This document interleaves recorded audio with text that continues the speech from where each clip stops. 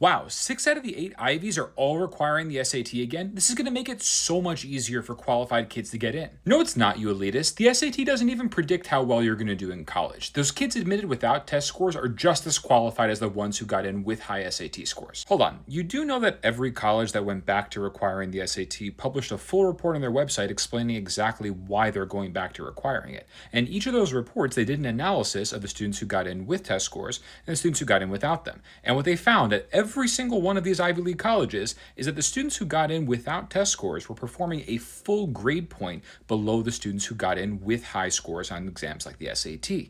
And not only that, they were also dropping out of these colleges at way higher rates. So no, these kids were nowhere near the same level of qualification as the students with test scores. Well, of course they did. The SAT is biased, so only rich kids can do well in it. The same resources and tutors that help those kids do well in the SAT follow them into college, and that's why they're doing better in college. The SAT didn't predict that. Actually, if you read those reports, they broke it down by income level. So you can see that the SAT predicts college performance just as well for low-income students as it does for everybody else. So it's not really about how much money your family makes.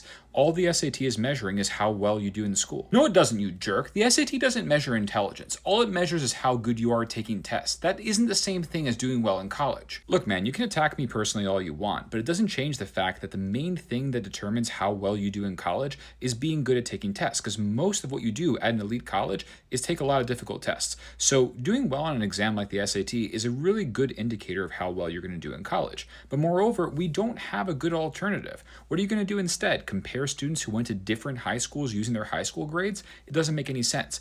Even if it's not the SAT, you need some kind of standardized test to go across high schools and be able to compare those students who had different teachers and different backgrounds. So when you're applying to these colleges, it makes a huge difference to send that score with your application, especially if you want to get in and do well at one of these elite colleges. But you knew you had to do that, right?